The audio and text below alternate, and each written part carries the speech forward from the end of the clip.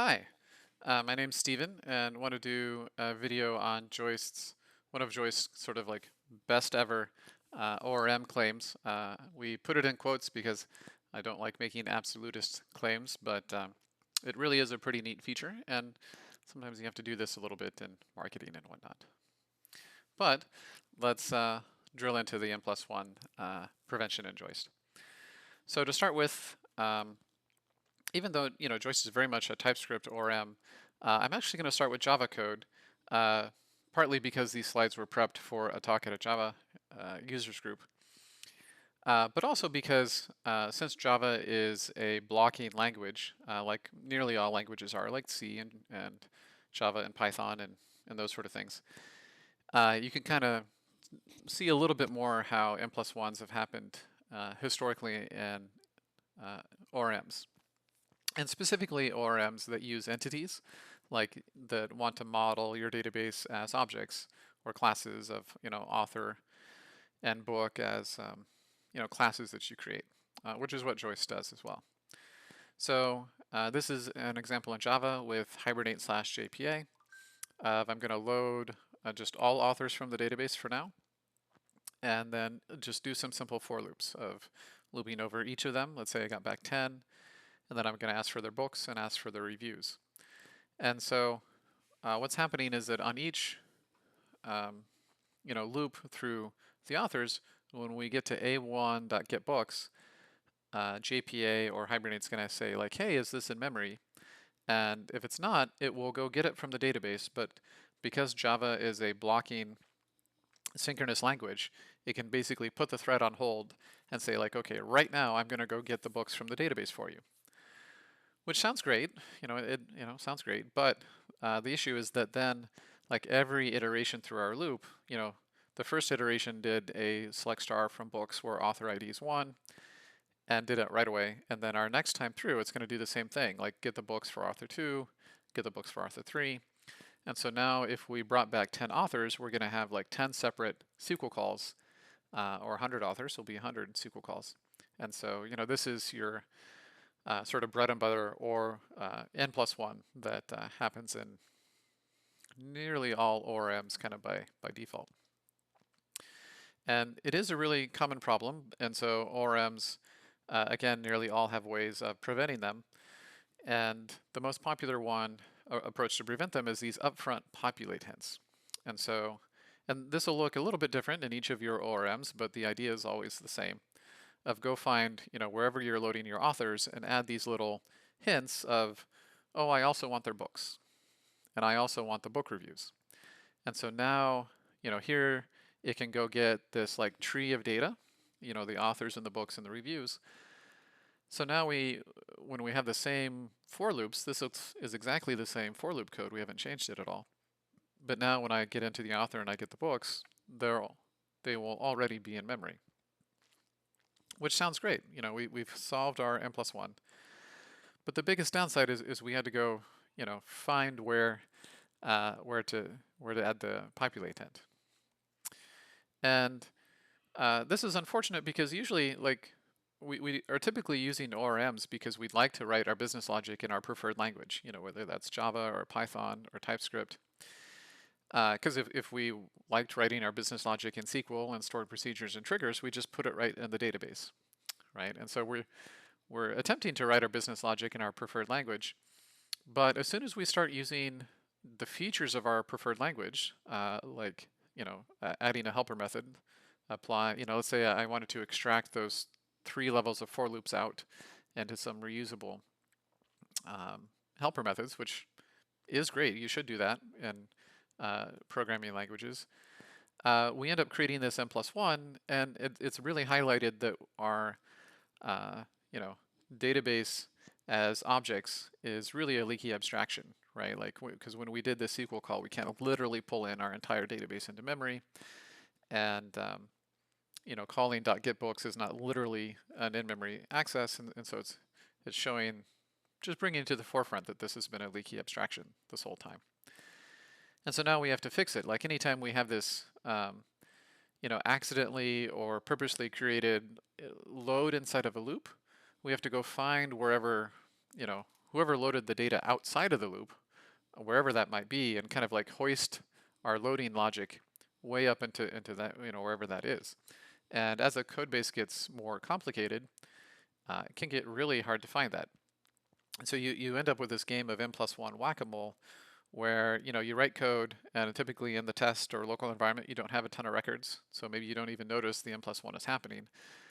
Or you decide that, well, it's probably okay, it's just too hard to fix it, and the author will only have 10 books, and so you ship it and move on. And then in a production Rails project, or really any project that uses ORMs, you have your every 2-week sort of like, well, here's our next N+1 we've got to go fix. Now that the production data is big enough and the performance issue happens. So let's get around to Joist and seeing how it fundamentally solves N+1s. And ironically is because, at least the way Joist solves it, is leveraging JavaScript's single-threadedness. So we're going to rewrite our Java code into JavaScript TypeScript. And so now we're using the async await syntax, which, is a little verbose, but you can see that here's our 3 loops, looping over authors, and then for every author we're going to ask for their books. We call this load method, and this is going to give us a promise, and very standard JavaScript promise stuff. So there's 2 interesting things about this code. One is that this is Joist code. It fundamentally does not N+1. And then, as I mentioned, the await promise all is kind of gunky, but we'll get to that later. The most important thing is it doesn't N+1. So let's see how. So I'm going to simplify this even more. I had 3 levels of loading here. I'm going to go to just like 1 level of loading. I've got my authors, however I happen to get those, and I'm going to ask for books in a loop. So when you read this code, it seems like the flow would be, I've got this inner function, this lambda. It seems like I'm going to start with A1 and call a1.books.load. And since there's the await keyword, I'll wait for those books to come back. And when they're back, I'll console log them. And then I'll go on to the next loop, right? So now I'll take A2 and do a2.books.load, wait for them to come back and console log. And so, it's tempting to think of this as like doing the complete work of each iteration, which is exactly what our Java code was doing, right? That's how you usually read for loops, in synchronous blocking languages. But JavaScript's not a synchronous blocking language, and so let's see what this actually does at runtime. So the await keyword obviously supported in JavaScript VMs now, but it's kind of a syntax sugar. And so what the runtime really does is split up your function into 2 parts. So here's the old function again, and basically I'm going to take one. It's going to find the await keyword, and everything before the keyword, which technically we have to include the argument to the await keyword as part of the for, but this is considered before the await keyword, and then everything after the await keyword is split into 2 parts, and it becomes this. Here's part 1 of everything before, and then part 2 of everything after. So now the actual flow that happens at runtime is first we call handle author with A1, and we're going to call a1.books.load, and because we're single-threaded, JavaScript, we can't block the UI thread, or the mouse will jitter, or the React component can't render. Granted, we're on the back end, but that's fundamentally JavaScript's runtime model. So we can't block because we might block the quote-unquote UI thread. So instead, this load method queues the queues in the background. Says like, in the background, go get the books, and then immediately executes then, like when those come back, please do this with those books, which is part 2. But all of this happens right away, like it doesn't stop. And so because it doesn't stop, our map method immediately goes on to author 2 and does author 2's part 1. So it's going to call handle author with A2. We're going to do a2.books.load, and again, we'll ask in the background for some books, but otherwise this immediately returns the promise. It immediately queues up book part 2 for when those books come back. And so you can see how anytime we use this await keyword, we're basically going to run all of our part 1s for every author in our array first. And what this lets us do is kind of realize that, wait, I've done part one for two authors. How about I just do one select call? And I'll go get the books for both of them. And so let's say we do that. And now our auto-batched select is going to come back. Let's say we get 100 books. We do have to split those books back up. Joist has to realize that 30 of the books were for author 1 and 20 of the books were for author 2. But now it can call handle books with those 30 for author 1 and do author 1's part 2, and then I'll take the 20 and do author 2's part 2. And what this has kind of done is like every time you use the await keyword, it's creating like waves of data loading, right? So we just kind of stepped through how when we wanted to load the books, we did this wave of going through all of the authors and then just asking for the books once. And then after the books come back, if we did have that 3 levels of example, that would be like the next wave of going through all of the reviews. And then once we get to, go through all of the books and then ask for the reviews for all books at once. And all of this is really neat. It sits on top of this library out of Facebook called Data Loader. That is really a pretty short library. It's only 100 lines of JavaScript or something like that. And we won't go super deep on it, but it is kind of cute to see how it works. It uses ticks of the event loop to kind of do this, auto batching. Data Loader is really great about just like batching anything. It's very generic. You can batch anything that you want. And the way it works is basically using the set timeout of 0, which you're like set. So if I've done UI programming, the set timeout of 0, like show the modal and a set timeout of 0 is like right now. And you're like, well, why do that? It's just really pretty cute the way it works out. Let's go back to here.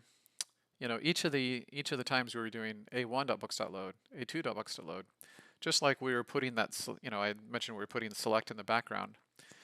It was putting that select in the background, but even then, not really doing the select.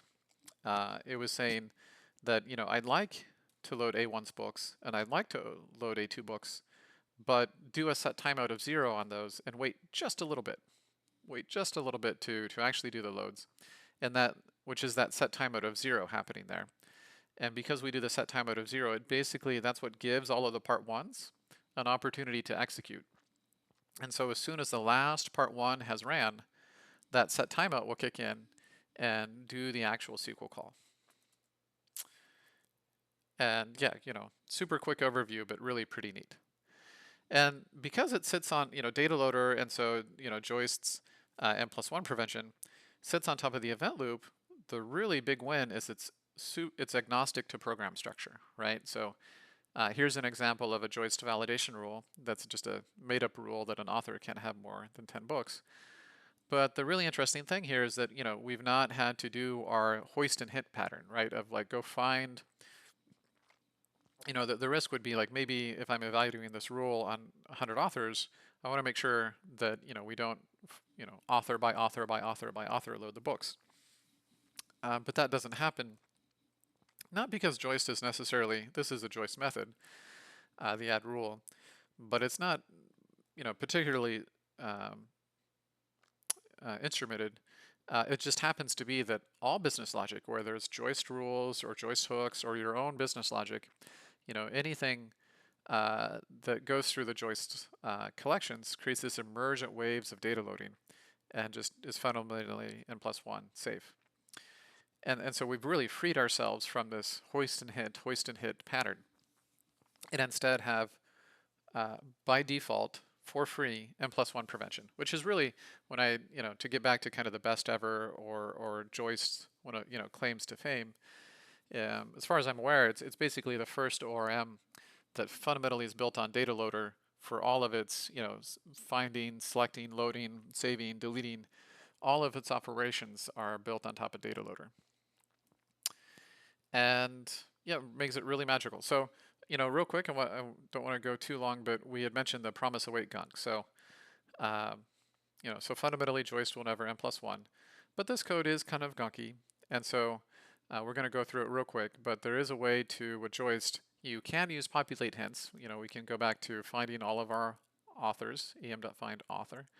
And if we do use a populate hint, There's some TypeScript magic in here that we won't go through in this presentation, but there's some TypeScript magic that now like marks these collections, these relations as loaded in the type system. And so now only if you do the populate hint, you're allowed to do .get and for eaches and .get and for eaches and process this tree of data without awakes, which obviously is much cleaner. And so this can seem kind of contradictory because I just made a big deal about how Joist solves N+1s without hints, like hints are a bad thing. But the assertion is that hints are a bad thing for solving N+1s. You know, you should have, Joist doesn't use hints to solve N+1s. It just fundamentally solves N+1s. But hints are optional only if you happen to be processing, you know, some data altogether and you want to have clearer code. You know, so hints are for code clarity, not N+1 prevention. And yeah, that's how we solve N+1s. Thanks.